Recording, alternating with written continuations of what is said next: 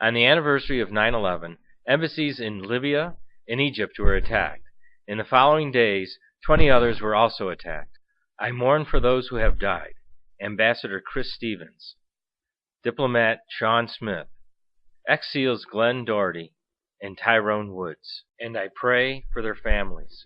President Obama would have us believe that one man, Sam Bacile, who made a movie nobody saw, was the cause of all this. From our Cairo embassy, we heard the Embassy of the United States in Cairo condemns the continuing efforts by misguided individuals to hurt the religious feelings of Muslims, as we condemn efforts to offend believers of all religions. In rapid succession, Hilary Clinton, President Obama, Jay Carney, and Susan Rice pretty much repeated the same thing, forcing Sam Bacile to go into hiding. Some have sought to justify this vicious behavior along with the protest that took place at our embassy in Cairo yesterday as a response to inflammatory material posted on the internet.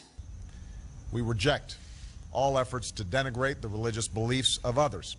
What we do know is that the natural protests that arose because of the outrage over the video. This is a fairly volatile situation, and it is in response not to United States policy, not to obviously the administration, not to the American people. It is in response to a video, a film, but this is not a case of protests directed at the United States writ large or at U.S. policy. This is in response to a video that is offensive and to Muslims. What sparked the recent violence was the airing on the internet of a very hateful, very offensive video that has offended many people around the world. Only one American has offended Muslims?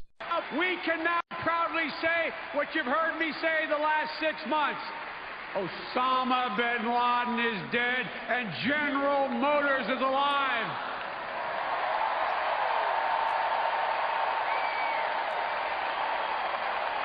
Are there more? And Osama bin Laden is dead.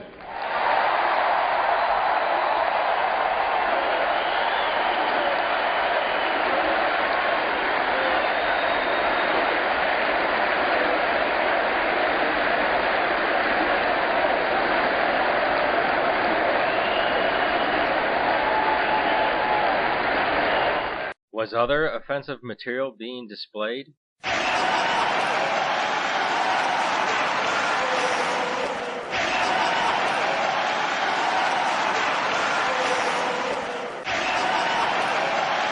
I've come here to Cairo to seek a new beginning between the United States and Muslims around the world, one based on mutual interest and mutual respect. The attacks in Libya and Egypt and throughout the Muslim world do not look like mutual interest and certainly not mutual respect. Are there more lies? Libyans carried Chris's body to the hospital. He was dragged. And they carried Ambassador Stevens' body to the hospital. He was dragged. It was pre-planned and we were forewarned. In an interview with NPR's Leila Fadel in Benghazi, President Mohamed Mugariyaf says foreigners infiltrated Libya over the past few months, planned the attack, and then used Libyans to carry it out.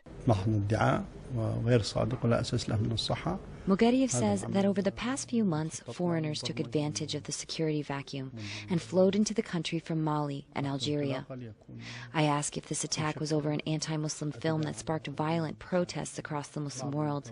He shakes his head. The idea that this criminal and cowardly act was a spontaneous protest that just spun out of control is completely unfounded and preposterous.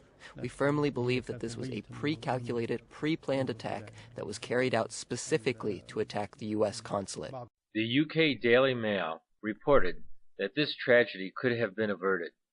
A Libyan security officer has claimed he warned American diplomats about the possibility of this violent unrest 3 days before the attack that left Chris Stevens and others dead.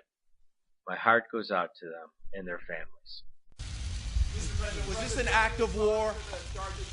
Wait, Mr. President. Why did you blame this on a video? Tell me, why didn't you act on the information you had? Why did you say this was a spontaneous event? Don't leave.